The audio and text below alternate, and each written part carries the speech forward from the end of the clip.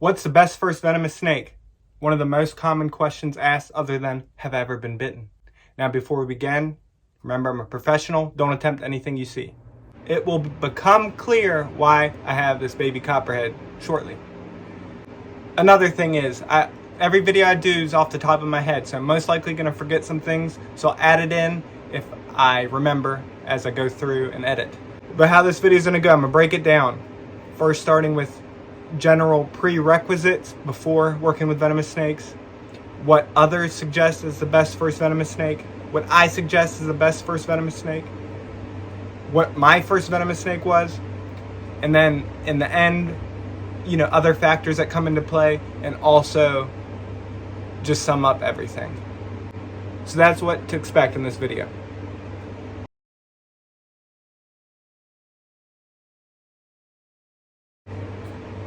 Now, some of the prerequisites before working with venomous snakes. The number one thing I feel is important is working with non-venomous snakes, using a hook, being able to do one hook, being able to hook and tail, being able to use two hooks, all without getting bitten, and just getting super comfortable with it. That it becomes like an extension of your arm. So that's one that I feel is very important and also suggested by others. Another major one is finding a mentor. That's one of the most common ones you hear. The thing with that is that's not always possible for people. Some people don't have venomous keepers close to them. Lots of mentors aren't willing to mentor others because of experiences or liability. Lots of liability and other things that come into play. One of those things being people saying that this is what they want to do, but in reality they come and just want to handle snakes, get pictures and videos. That's happened to me a ton, and that really discourages you from wanting to allow others to possibly come and learn and mentor them. So I'm sure other people have experienced that as well. That's a big factor with me.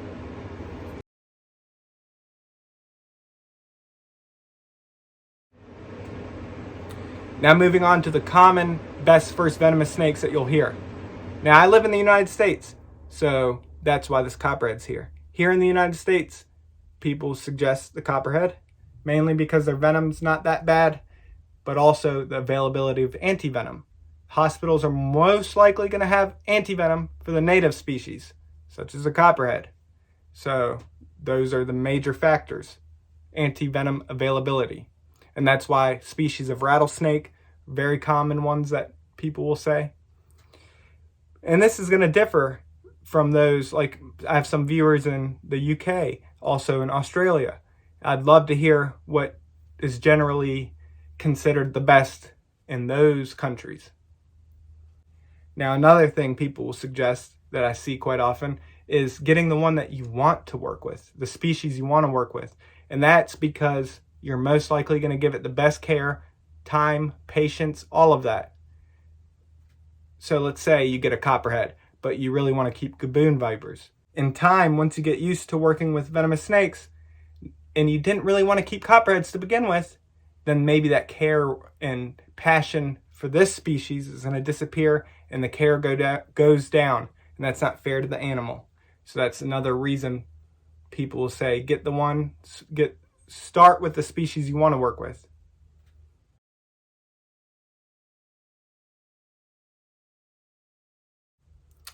Now, what do I consider the best first venomous snake? And this is not including, get a mentors and all that other stuff. This is just in general. Now, I do agree with native species due to the availability of antivenom and everything I mentioned before. But I also am more concerned about the care of the animal. So if working with the species you want to work with is the only way to give the animal the best and proper care, then I lean more towards that. But it's all, people are going to get into things for the wrong reason regardless. And it's up to us to come together because that's just going to happen. Oh well, we need to come together and strengthen our community so that type of stuff doesn't affect us as much. The division and all the separation is what causes the problems. So yeah, my opinion, native ones, also other factors like the care. Now, some other snakes I consider good first ones are arboreal vipers, due to them being very easy and simple to move place to place, because they're typically, not always, good at riding the hook, staying on the hook. So very, very simple to move point A to point B. But another thing is that the feeding, since they hold on to their prey when they feed, it's easier to get them, in my experience, to feed even as babies compared to a terrestrial viper, which bites and releases. Because when we sum up in the end and talk about other factors, feeding, what are you going to do if the snake doesn't eat? These are things to consider. That's just other snakes that I consider good, fairly simple to work with, arboreal vipers. But you see, another thing that comes into play with the bush viper is no antivenom. There's no antivenom for that species, the variable bush viper. But even if there was antivenom for this species, let's say you go to the hospital here in the United States, there might not be any antivenom available anywhere in the country. So that's another factor that comes into play.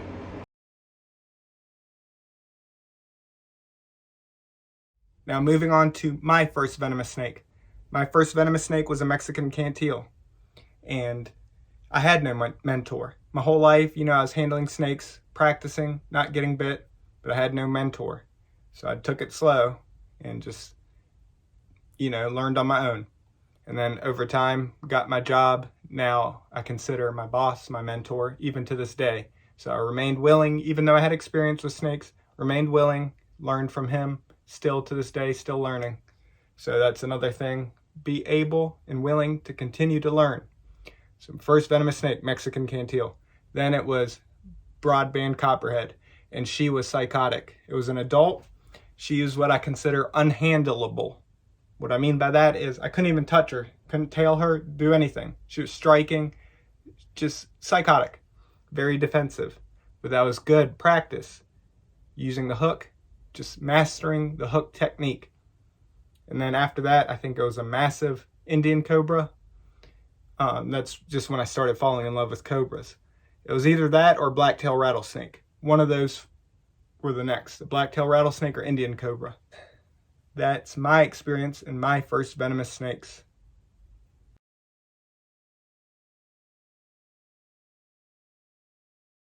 Now to talk about some other factors and sum up everything. Now some other factors are, elapids, very different than the vipers. Vipers, fairly simple to hook from point A to point B, but not always. This is all generalized. There's lots of things that come into play. But the cobra's a lot more active, a lot more wiggly, feeding response insane. So these are things that to consider. So with the cobras, I'd say it would be best to have a mentor first. But some other factors, like I previously said about feeding and other things that come up that you may not have experience with, such as like the feeding. So the feeding, for instance, if the snake's not feeding, then what are you going to do? If you don't know how to force feed or assist feed, then the snake is not going to do well, and that's where the care comes in. So in those situations, the best thing to do is find someone that can, and you might have to give up that snake. That's something I had to do with the cantil. I didn't know how to force feed. I wasn't comfortable doing that, but I also knew that I needed to put the animal's health and care first. So I contacted someone close by, drove the snake to them, and gave the snake away because I had no idea how to force feed. And I'm sure I'm forgetting a lot, so please leave them in the comments, some other factors that come into play. And let's just sum up everything. So before working with venomous snakes, it's best to have experience, tons of experience with non-venomous, using hooks, non-venomous, making hook like an extension of your arm, but being very comfortable with using a hook. Using one hook, tailing, using two hooks, and not getting bit. Most common venomous snakes suggested here in the United States being native species due to the availability of antivenom. My opinion on the best first venomous snake, yes, native species very good due to that reason, but also again, if the care for the animal is going to go down, then start with the species you want to work with. Best to have a mentor. It's not always possible. My first venomous snake, Mexican cantil, had to give it up due to factors that came into play, the force feeding. And that seems like the video. I'm sure I forgot a lot, but if I think of anything, I'll leave it in the comments. Hope you enjoyed this video. And this is all my thoughts and opinions, not something I'm suggesting anyone go out and do or take my word and that be the deciding factor. So let's discuss this. Love you all. Subscribe if you're new. Maybe I'll go live later tonight so we can talk about it live. Take care, everyone.